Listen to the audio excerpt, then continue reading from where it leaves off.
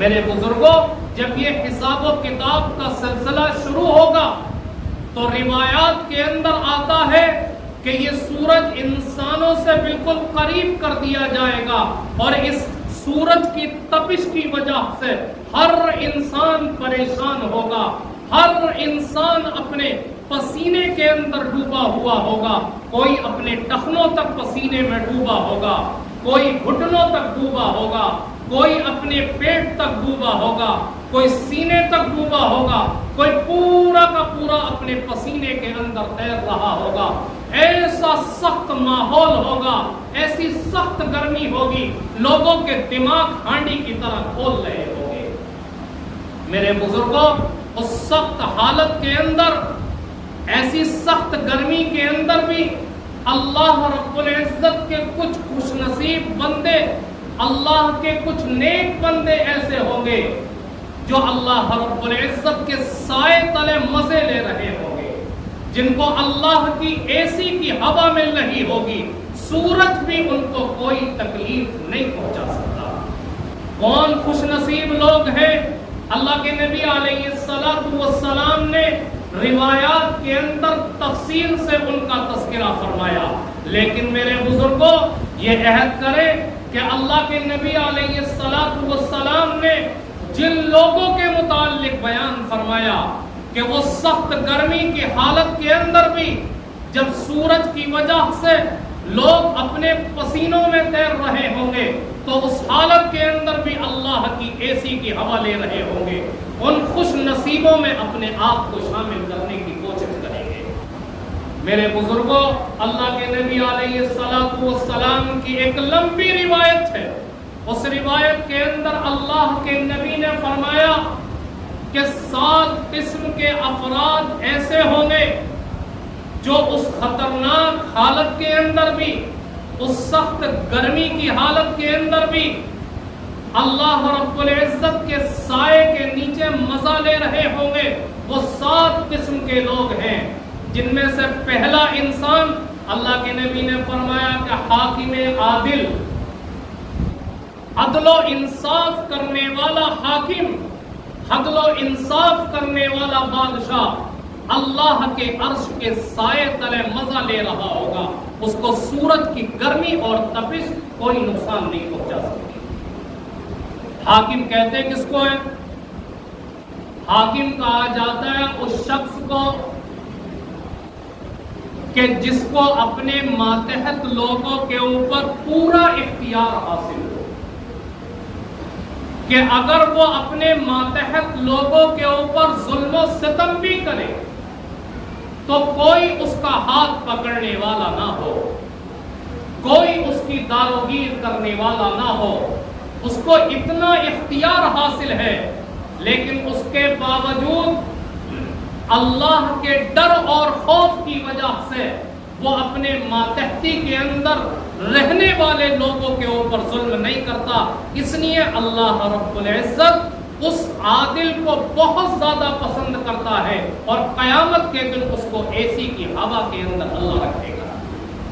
میرے بزرگوں، حاکم کا جو لفظ ہے اس کے معنی بہت زیادہ وسیع ہے۔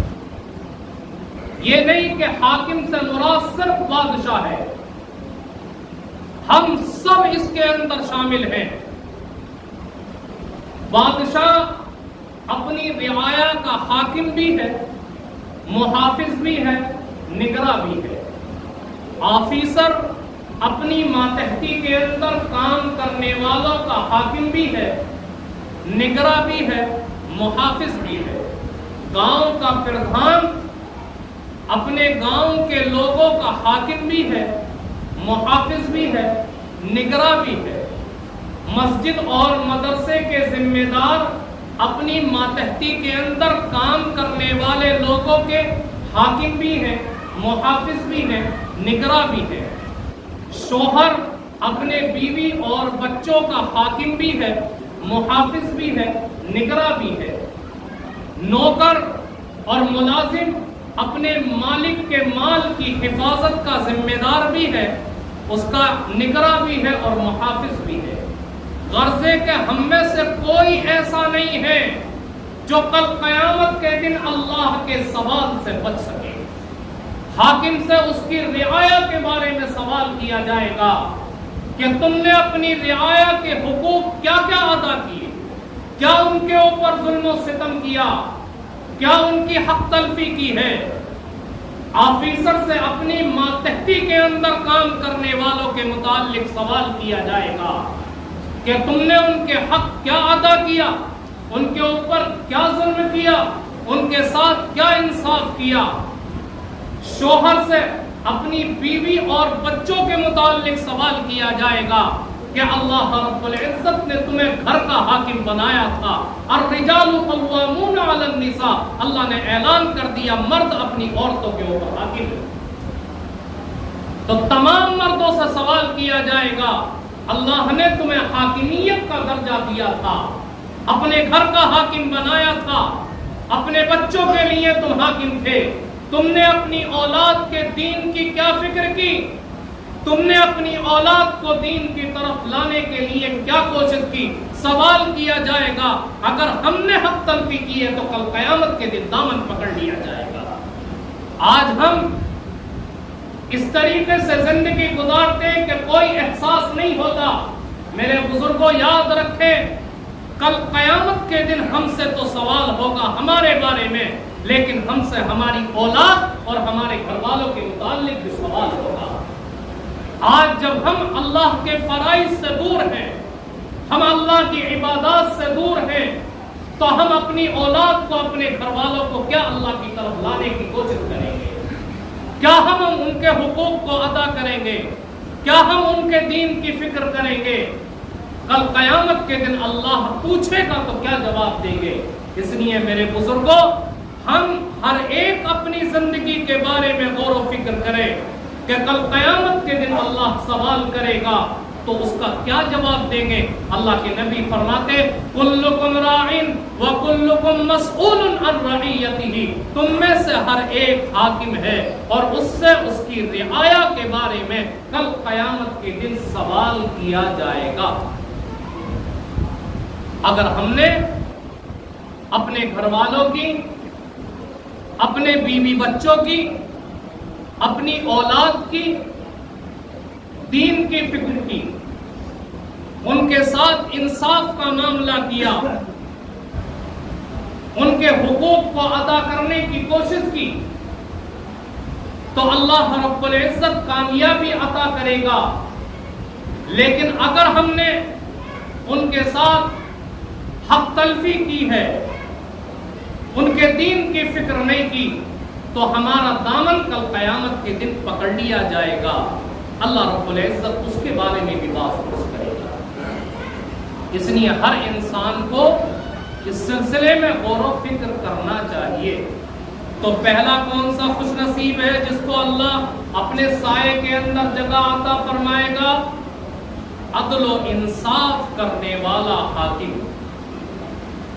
اللہ کے نبی علیہ السلام کا یہ ارشاد صحابہ کرام کے سامنے تھا، اس لیے آپ حضرت عمر رضی اللہ تعالیٰ عنہ کے دور خلافت کو دیکھیں کہ حضرت عمر رضی اللہ تعالیٰ عنہ امیر المؤمنین بنے تو آپ نے ایسا عدل و انصاف قائم کیا ہے کہ دنیا کی بڑی بڑی حکومتوں نے حضرت عمر رضی اللہ تعالیٰ عنہ کے عدلیہ سے عدل و انصاف کے قانون بنائے ہیں، لیکن حضرت عمر رضی اللہ تعالیٰ عنہ کے بعد حضرت عمر ابن عبدالعزیز رحمت اللہ علیہ کو چھوڑ کر کسی بھی حاکم کو حضرت عمر کے عدل و انصاف کو عملی جامہ پہنانے کے اندر مکمل طریقے سے کامیابی حاصل نہیں ہو سکی۔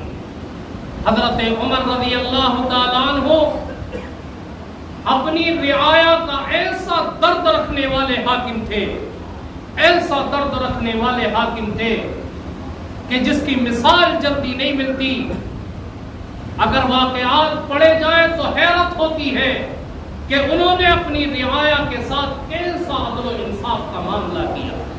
ایک واقعہ لکھا ہے حضرت عمر رضی اللہ تعالیٰ عنہ کے آزاد کردہ غلام حضرت زید ابن اسلم رضی اللہ تعالیٰ عنہ کے والد حضرت اسلم رضی اللہ تعالیٰ عنہ بیان کرتے ہیں کہ ایک مرتبہ حضرت عمر رضی اللہ تعالیٰ عنہ بازار کے اندر گئے، میں بھی حضرت عمر کے ساتھ تھا، تو دیکھا کہ ایک نوجوان عورت آ کر کے حضرت عمر رضی اللہ تعالیٰ عنہ سے ملی اور اس نے آ کر کے کہا، عمر میرے شوہر فوت ہو چکے ہیں اور میں فلاں شخص کی بیٹی ہوں، آج میرے پاس تنگ حالات ہیں،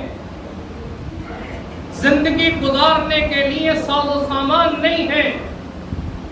حضرت اسلم رضی اللہ تعالیٰ عنہ کہتے کہ حضرت عمر نے پورے اطمینان کے ساتھ اس عورت کی بات سنی اور 2 عمدہ قسم کے اونٹ بھرپور سامان سے لاد کر وہیں پر اس عورت کے حوالے کر دیے کہ جاؤ اپنی زندگی گزارو۔ میرے بزرگوں، ایسا رعایا کا درد رکھنے والا حاکم جلدی دکھائی نہیں دے گا۔ تو اللہ کے نبی نے پہلا شخص بیان فرمایا کہ عدل و انصاف کرنے والا حاکم بھی کل قیامت کے دن سورج کی تپش سے بچ جائے گا اور اللہ کے سائے تلے اس کو جگہ نصیب ہوگی۔ دوسرا شخص کہ وہ نوجوان جس کی جوانی اللہ کی عبادت کے اندر گزر رہی ہو۔ میرے بزرگوں، جوانی کی عبادت اللہ رب العزت کو بہت زیادہ پسندیدہ ہے۔ جوانی کی عبادت یہ پیغمبروں کا طریقہ اور عادت ہے۔ بڑھاپے کے اندر تو بھیڑیا بھی اپنے آپ کو متقی اور پرہیزگار بنا لیتا ہے۔ اگر جوانی کے اندر اللہ کی عبادت کی ہے، اللہ کو راضی کرنے کی کوشش کی ہے، تو اللہ رب العزت کل قیامت کے دن اپنے عرش کا سایہ اس نوجوان کو بھی عطا کرے گا۔ اس امت کے اندر ایسے ایسے نوجوان بھی گزرے کہ جنہوں نے اپنی جوانیوں کو اللہ کی عبادت میں صرف کر دیا۔ اللہ نے ہمیں بھی جوانی دی، ہم بھی کوشش کریں اپنی جوانی کو اللہ کی عبادت میں لگانے کی۔ ایک واقعہ سنا کر کے اپنی بات ختم کرتا ہوں۔ حضرت امام غزالی رحمت اللہ علیہ نے اپنی کتاب مکاشفۃ القلوب کے اندر ایک نوجوان غلام اور ملازم کا واقعہ نقل کیا۔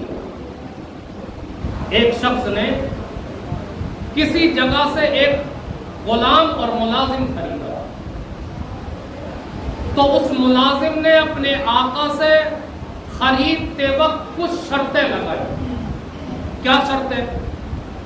پہلی شرط ملازم نے لگائی کہ فرض نماز کا وقت جب ہو جائے گا تو آپ مجھ کو فرض نماز پڑھنے سے منع نہیں کر سکتے۔ دوسری شرط لگائی، میں دن کے اندر آپ کا کام کروں گا، رات میں آپ کے کام سے آزاد رہوں گا۔ تیسری شرط لگائی کہ آپ اپنے گھر کے اندر ایک ایسا کمرہ مجھے دیں گے کہ جس کمرے کے اندر میرے سوا کوئی دوسرا انسان داخل نہیں ہو سکے گا۔ آقا نے اس ملازم کی یہ شرطیں قبول کر لی اور اس کو خرید کر اپنے گھر لایا اور گھر لا کر کے کہا کہ میرے گھر کے جو کمرے ہیں ان کے اندر تم منتخب کر لو کون سے کمرے میں رہو گے۔ اس ملازم نے گھر کے اس کمرے کو پسند کیا جو بالکل بوسیدہ اور خراب تھا۔ مالک نے کہا ٹھیک ہے، آپ اس میں رہنا چاہتے ہو آپ رہو۔ اب یہ ملازم پورا دن اپنے آقا کی خدمت کرتا، رات میں اللہ کی عبادت کے اندر مصروف رہتا اس کمرے میں۔ ایک دن آقا کے دل کے اندر یہ خیال پیدا ہوا کہ آخر دیکھوں تو صحیح رات میں یہ نوجوان کیا کرتا ہے اس کمرے کے اندر اکیلا۔ تو رات کے کسی حصے کے اندر وہ آقا اٹھا اور جھانک کر کے اس نے اس کمرے میں دیکھا تو وہ غلام سجدے کے اندر اللہ کے سامنے اور اللہ سے یہ کہہ رہا ہے کہ اے کائنات کو بنانے والے، اگر میرے اوپر اپنے آقا کی خدمت لازم نہ ہوتی تو میں دن رات تیری عبادت کے اندر لگا رہتا۔ جب یہ بات اس مالک نے سنی تو اپنی بیوی کو بلا کر کے لایا اور یہ منظر دکھایا۔ یہ بات سن کر کے دونوں میاں بیوی خوب روئے اور اس غلام سے کہا کہ اللہ کے واسطے ہم نے تجھے آزاد کر دیا، آج کے بعد تو اپنا پورا وقت اپنے مالک حقیقی کی عبادت کے اندر لگا دے۔ اس نوجوان نے جب یہ بات سنی تو آسمان کی طرف ہاتھ اٹھا کر کے اللہ سے دعا کی، مولا کریم، یہ تیرے اور میرے درمیان ایک راز تھا، آج وہ راز فاش ہو چکا ہے، تو اب میں جینا نہیں چاہتا، میرے اللہ مجھے موت دے دیجئے۔ یہ دعا کی ہے اس نے کہ وہ مالک کہتا ہے کہ بے ہوش ہو کر اسی وقت وہ ملازم زمین پر گر پڑا اور اس کی موت واقع ہو گئی۔ ایسا اخلاص تھا نوجوانوں کے اندر کہ اگر اللہ سے دعا کیا کرتے تھے اللہ قبول کر لیا کرتا تھا۔ جن کی زندگی کے اندر مصروفیات تھیں، جن کے اوپر اپنے آقا کی خدمت لازم اور ضروری تھی، انہوں نے پورا دن اپنے مالک کی خدمت کی، پورا دن اپنے مالک کے کام کاج کے اندر لگے رہے، لیکن رات میں مالک حقیقی کے سامنے کھڑے ہو کر کے گڑ گڑاتے ہیں۔ میرے بزرگوں، ہم بھی تو جوان ہیں، اللہ نے جوانی کی دولت ہمیں بھی عطا کی، راتیں تو چھوڑ دیجئے، ہمارے دلوں کا حال دیکھ لیں کہ وہ نوجوان اپنے مالک سے شرط لگا رہا ہے کہ اگر فرض نماز کا وقت ہوگا تو آپ مجھے فرض نماز پڑھنے سے نہیں روک سکتے، مالک کی خدمت لازم ہے، پھر بھی شرط لگا رہا ہے، ہمارے اوپر کس کی خدمت لازم ہے، کون ہمیں روکنے والا ہے، اس کے باوجود ہم اپنے آپ کو فرائض سے دور رکھتے ہیں، اللہ کے در سے دور رکھتے ہیں۔